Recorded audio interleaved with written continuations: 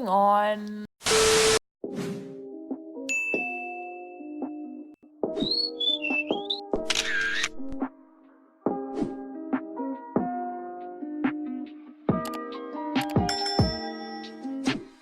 Welcome back, you guys. Before I start this video, make sure you guys are subscribed to my channel. Go ahead and give this video a thumbs up and like this video because you're already here. Make sure you guys follow me on all of my social media. That will be posted down below in the description box. So today we're going to be talking about my process of joining the United States Air Force. This is my processing and swearing in video. So it's solely narrowed down to just that day.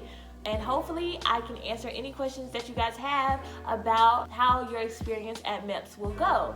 So without further ado, let's jump right into the video. So you guys, going to MEPS was a nervous train wreck. Like, I was so nervous. I had heard so many different things and I was so scared that I was gonna get disqualified for some reason, something. I was afraid. But I will say it is nerve-wracking, but if you follow my tips of just being honest and being yourself and never telling MEPS anything that you did not tell your recruiter, you'll be fine. You have nothing to worry about. It's pretty much a game of hurry up and wait. I got there at 5:45 that morning. I wasn't able to be let in until 6 o'clock, but it's still best to be there early.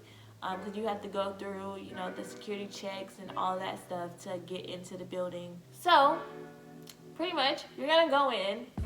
You're going to, you know, process in, let them know that you're there. They're gonna give you name tags. You're gonna wait. Then you're gonna sit down. Then you're gonna wait. Then you're gonna go in and process your paperwork. So you're going to be doing a lot of walking back and forth from the liaison's office to the front desk, from the front desk to the liaison's office, back and forth, back and forth. Then you're going to sit down and you're going to wait. And you're going to probably watch movies or on TV or the news as you're waiting. And then you're going to finally go to the back to start your processing. So you're going to line up on a wall. Then you're going to go into this little room and you're going to get a lot of tests done. So it's basically like a big physical. They're going to check your eyesight, they're going to check your hearing, they're going to check your blood pressure, they're going to draw blood, they're going to take a breathalyzer test. So make sure you do not use mouthwash the morning of or the night before because mouthwash tends to affect your breathalyzer test and you can get disqualified for that. So make sure you guys don't do that. And then they're going to take, you know, a urine sample, and then you're going to strip down. You're going to go in this room, of course, so they split you up between girls and guys, and depending on what gender you are, you're going to go in that room and you're going to strip down to your bra and panties if you're a girl, and you're going to strip down to your boxers if you're a guy. Then you're going to do a bunch of funny exercises all in one room with your girls or your guys, half naked, and you're going to be doing exercises. So you're going to line up, and the evaluator and the I guess instructor or whatever you want to call her is going to be in front of you, and they're going to be watching. They're going to have clipboards, and they're going to tell you to do a bunch of little funny exercises. Like you're going to do a duck walk. They're going to check and see if you're flat foot, which I found out at MEPS that I was flat foot. I'm slightly flat feet, flat foot, flat feeted, flat feet, flat footed, flat foot, whatever that word. I'm flat, whatever. My feet are slightly flat. You're gonna drop down to your knees. You're gonna do. Did I say duck walk? You're gonna do that. You're gonna do like some arm flapping and some rotating your arms each way, and you're gonna like walk all the way to the end of the room on your heel or something like that. I don't know. It's some crazy exercise that you're gonna do. Then you're gonna get weighed, and they're gonna check your height and your weight, and then you're gonna strip down fully naked. But they're gonna give you this little like gown, but it's made out of paper towels. So it's easily ripped. So be very careful. But you're gonna put that on, you're gonna be fully naked under there, and then you're gonna go into this little room one by one with the doctor, and you're gonna get a full body examination. When I say full body y'all. You're gonna get a full body examination. She's gonna start, or she or he, whoever it is gonna start from your ears. No. Yeah. It's gonna start from your ears. No. Yeah, they're gonna start from your eyes all the way down to your feet. So when I tell you, you're gonna be laying on that table and they're gonna analyze every inch of your body. They're gonna analyze every inch of your body. Like, not gonna get into detail, but it's okay to have tattoos, you know. So the Air Force has this policy now. We can't have tattoos above your collarbone or past your wrist. No piercings. You can't have any piercings when you go to BMT. I had a lot of piercings. I take them all out. I don't have them anymore. Can't have that. You can only have one pair of earrings in your ear. One pair of studs in your ear. And that's that. That's it. So after you get done with that fully naked physical, your doctor's going to tell you whether you're qualified or you're disqualified. And that's that. Assuming that you're qualified, you're going to wait some more. So you're going to get dressed. You're going to go outside. You're going to sit in the lobby. You're going to wait until they get your files together. When they get them together, you're going to take those. You're going to go to your liaison, give it to them. Then you're going to sit in the lobby.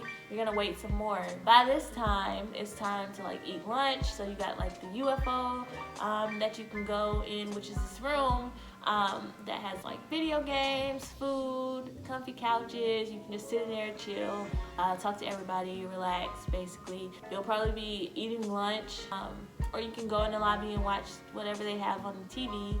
And your recruiter, the liaison is going to be calling you in one by one to, pick jobs, tell you what jobs you qualify for.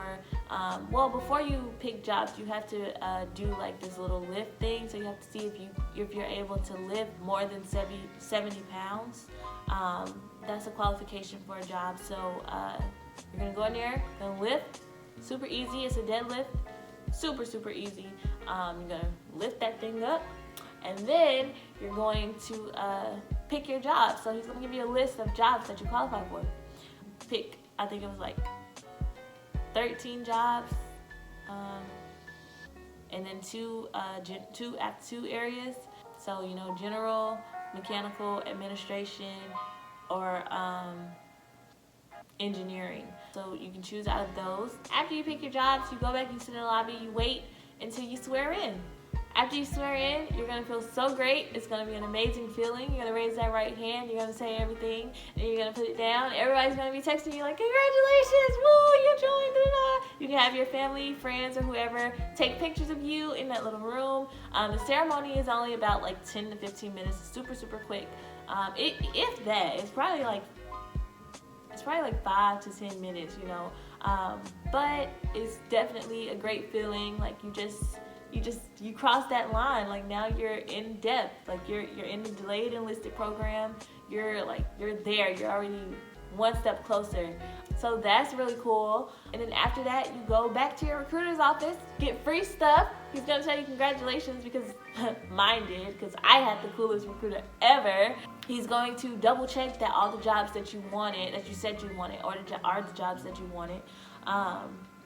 If your recruiter was anything like mine, he's going to tell you, look, these jobs that you picked are pointless. You're probably not going to get any of these because they're all medical jobs. That was my recruiter. Because, medical jobs are hard to get, and I wanted to go in getting a medical job. So I thought I was smart. I put all medical jobs on my job. And he was like, that it's hard to get a medical job, and you put all medical jobs. So let's try to put some more jobs on here. Like, this is a good job. Here's what it is. Do you think you'll like doing that? Like, he was pretty cool. Yeah, just a tip. Don't do that. But it's a great feeling, and your recruiter's gonna shake your hand, tell you, good job. You've done it. Like you're already there. You're already one step closer. And it's a great feeling. So I swore in and joined the delayed enlistment program on June 8th. And one thing, the Air Force does not guarantee jobs. So you don't get to know what job you get the day that you swear in. Other branches do that, but you don't. With the Air Force, you don't know what job you get the day that you swear in. That's no longer a thing. So, you know, you have to wait a little bit until your recruiter gives you that call that I got when I was at work. I was like, hey, I got a job for you. You do get the option to turn that job down if you want to, but if it was on your list of jobs, you do not get the option to turn it down. Oh, another thing, when you are choosing jobs, you do not have to put down all 13. You can put at least 5 or something, and put 2 aptitude areas, and that's that. You don't have to continue like filling up the list, because then you're probably going to put down something that you don't want, and if you get that, you can't turn it down. So keep that in mind. But yeah, so I think I pretty much covered everything in this video. I hope you guys enjoyed it. As always, if you guys have any questions, make sure you comment them down below. Again, if you are not subscribed to my channel, go ahead and do that. If you haven't already, go ahead and give this video a thumbs up. Like this video, because you're already here. You might as well.